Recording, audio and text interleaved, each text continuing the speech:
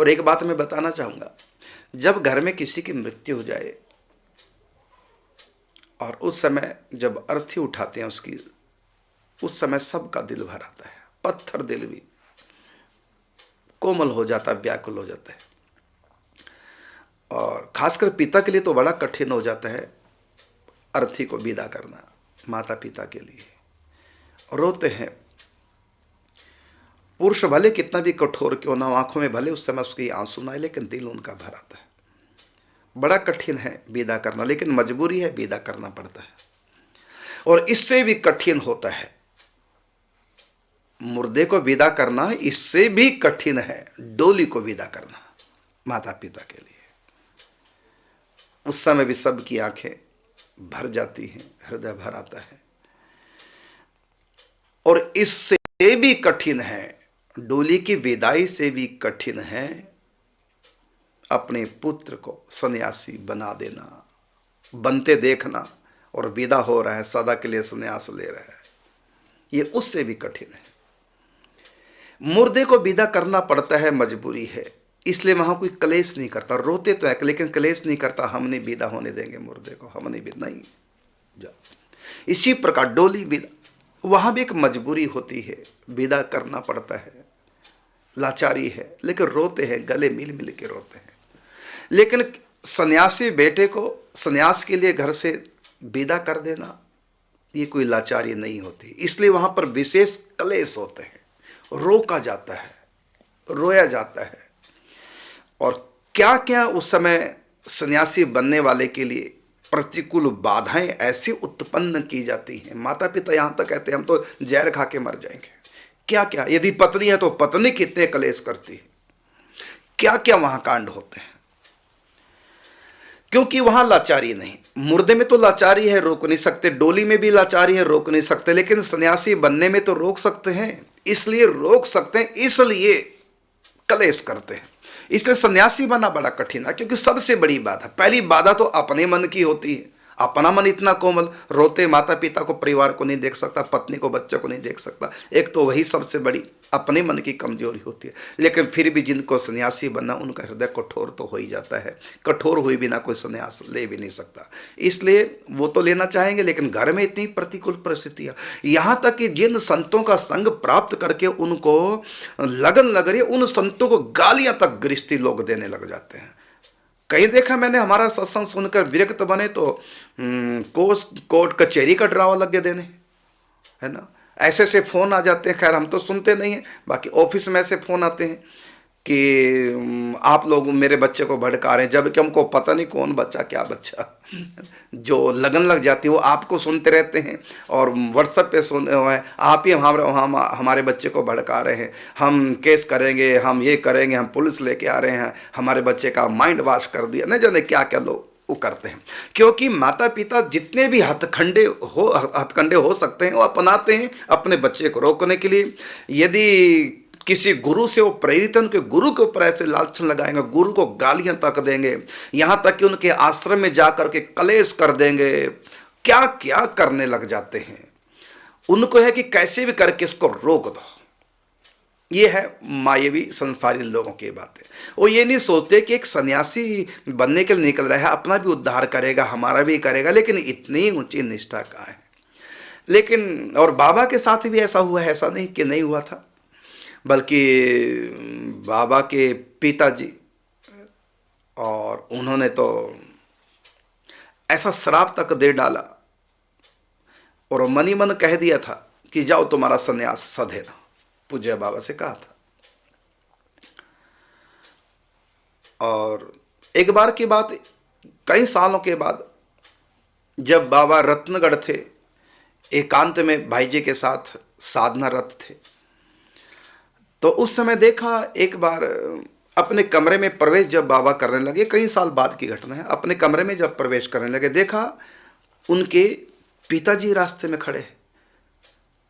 तो बाबा ने सोचा पिताजी तो कब से उनकी मृत्यु हो चुकी है, यहाँ कैसे। कहा पिताजी आप, प्रणाम किया पिताजी को कि हाँ मैं। कहा कि मेरी सदगति नहीं हुई और मैं इस समय जहाँ रह रहा हूँ बहुत थोड़ी जगह रह रहा हूँ और मुझको कहीं भी आने जाने की स्वतंत्रता नहीं, मैं बहुत परेशान हूँ, मेरा उद्धार कीजिए, जैसे तैसे मैं आपके पास आया हूँ, मेरा उद्धार कीजिए। तो पूज्य बाबा तो हैरान हो गए, और शास्त्रों में वचन भी है कि जिस घर में एक वैष्णव हो जाता है, भगवत प्राप्ति महापुरुष हो जाता है, उसकी 21 पीढ़ियां तर जाती हैं।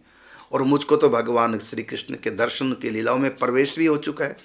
और पिताजी की दुर्गति, ये क्या मतलब? शास्त्र तो कहता है कि 21 पीढ़ियां की गारंटी भगवान लेते हैं, और ये तो मेरे पिताजी हैं। और ये क्या हुआ, मेरे पिताजी की दुर्गति हुई?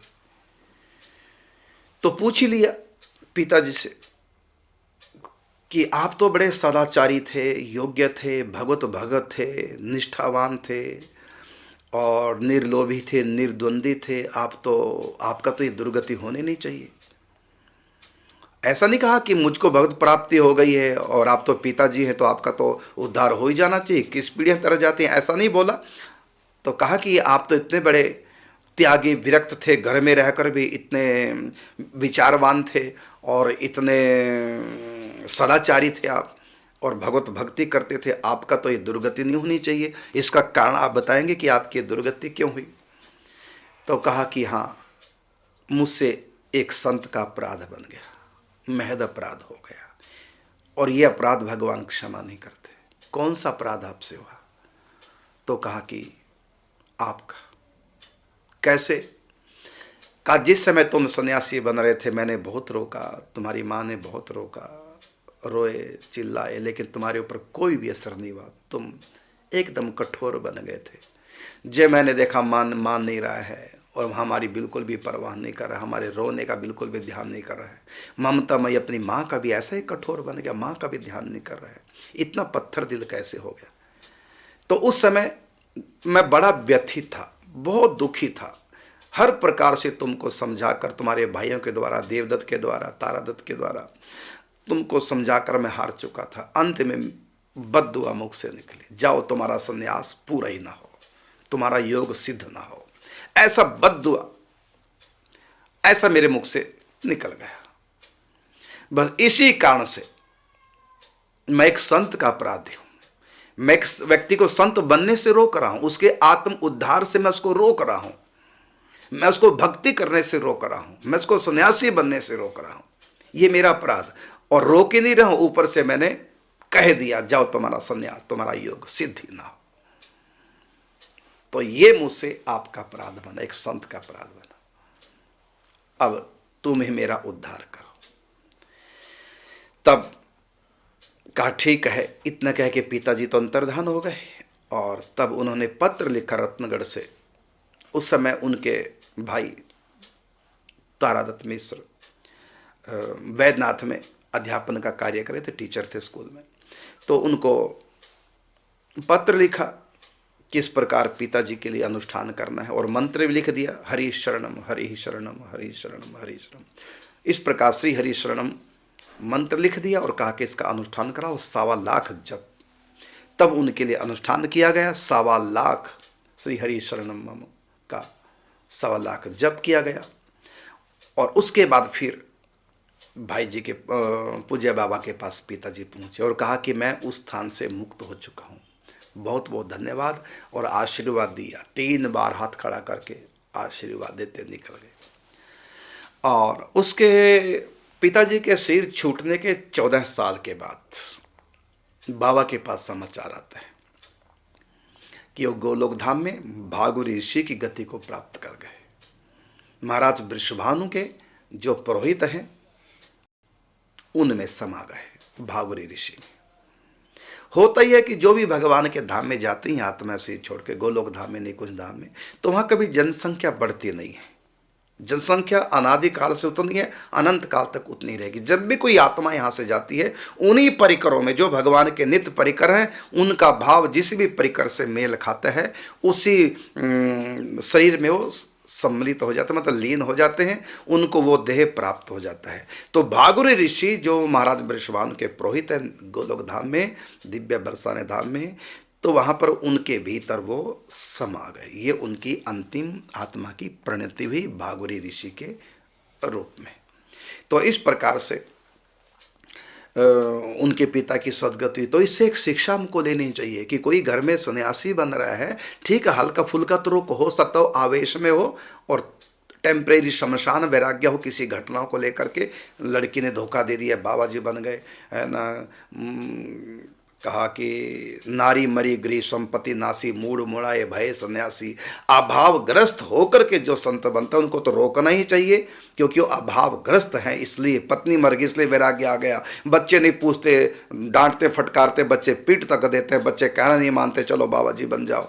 और संपत्ति का नाश हो गया, चलो जी बाबा जी बन जाओ। पत्नी से झगड़ा हो गया, चलो बाबा जी बन जाओ। पिता ने थप्पड़ मार दिया, चलो छोड़ के बाबा जी बन जाओ, है ना। इस प्रकार जो अभाव में संत बनते हैं उनको तो रोकना ही चाहिए, लेकिन जो सचमुच में सब कुछ होते हुए भी मन नहीं लगता, मन भगवान में लगता है, ऐसे ऊंची स्थिति के जो होते हैं उनको रोकना नहीं चाहिए, नहीं तो अपराध पड़ता है।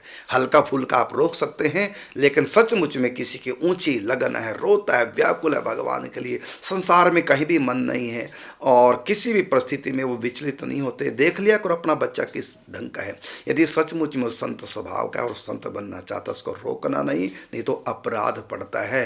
रोका था पूज्य श्री राधा बाबा को उनके पिताजी ने और उनको दंड दिया गया, बताइए। जबकि उस समय बहुत बड़े अच्छे महापुरुष थे, सत्संग भजन करने वाले थे, दान पुण्य परोपकार करने वाले थे, नित्य नेमी थे, आयाचित वृत्ति से शरीर का निर्वाह करते थे, बड़े सदाचारी थे और पूज्य बाबा जैसे पुत्र के पिता थे और बाबा को भगवत प्राप्ति हो गई। इसके बाद भी संत का अपराध जो किया उसको भगवान क्षमा नहीं करते। इसलिए कहा यदि कोई मेरे भगत का अपमान करता है तो मुझको आजमाने का ऐलान करता है। तो कभी भी हमको कि कोई संत बनता उसको रोकना नहीं चाहिए और उसका अपराध नहीं करना चाहिए। एक संत का अपराध किया तो इतने ऊंचे स्थिति में पिताजी को भी बीच में थोड़े समय के लिए रुकावट आ गई, तब बाबा ने अनुष्ठान कराया, तब उनका उद्धार हुआ।